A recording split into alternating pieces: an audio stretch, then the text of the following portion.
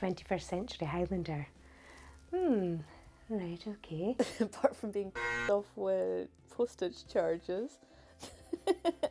It means very slow broadband. Well, I think certainly a lot of people that haven't been to Scotland have got an idea of Scotland being that we're all bagpipes and kilts and red hair, which we're not. Which we are.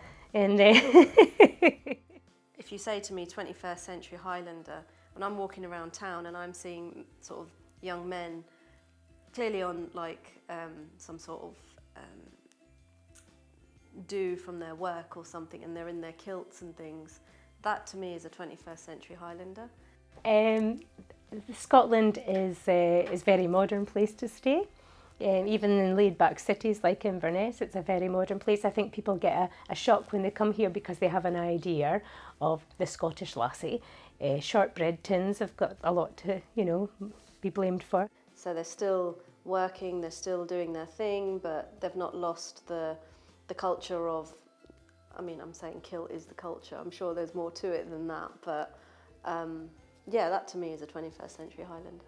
There's like lots of like really young Scottish music nowadays. There's like the Peat Bog Fairies, there's all these like Celtic rock bands that have taken the bagpipes and taken all these traditional like old-fashioned instruments and just like blown them into the 21st century and rocked it up. There's a lot of creative people in the Highlands and they create their own jobs, which is really cool. And I think part of being a 21st century Highlander is about creating your own community, creating your community around you, but also as well creating a global community that somehow kind of anchors into the power and the energy of the Highlands. I think even today in Highland, its history still resonates. So, we see people talk about the clearances and the historical stuff that went on in the Highlands, and that actually means something to people still in the Highlands, and it still resonates with them. It matters, and I think as somebody who comes to live here, it's important to get that, to understand that. I think we're slowly starting to understand what diversity is in the Highlands compared to when I first arrived here. Well, I wouldn't class myself as a Highlander, per se, especially, well, I am an immigrant, class myself as that, just someone living in Scotland who loves the country, but I've only moved up here 2 years ago. Yes, to the Highlands, so I'm still very new.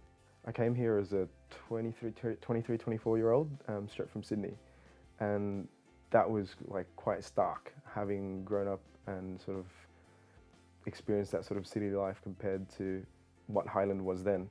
I think it kind of goes back to that, like, yeah, being part of a community, but also because, you do have this sort of outside influence that you find with, just the existence of the internet and all these movies and TV shows that show you what life's like elsewhere. It has changed. And Highland now is just so different. It's so much more vibrant. You really notice it. You see so many more people, especially in the summer, and it's wonderful to sort of like, to feel like you're getting more of the world in the Highlands. It's still a lot about that kind of being able to feel like you're living in this small community, even though you're living in a city like Inverness. We still in the Highlands have that sense of community in a way that I didn't feel, certainly even 20 years ago living where I live. I just think it's all about inclusion and acceptance. Before I moved here, I was warned that a lot of Scottish people were going to be really awful to me because I was English. That is not the case at all. The pace of life is fast and quick, and people are busy just like they are everywhere else. So it's sort of trying to maintain that and yet trying to be part of a changing world, I think. And for our children, I think that's a challenge as well. In fact, I was told that I've been adopted Scottish now by my friends. I think it's actually more friendly than where I came from. Wages are lower. Finding houses is perhaps a bit more difficult.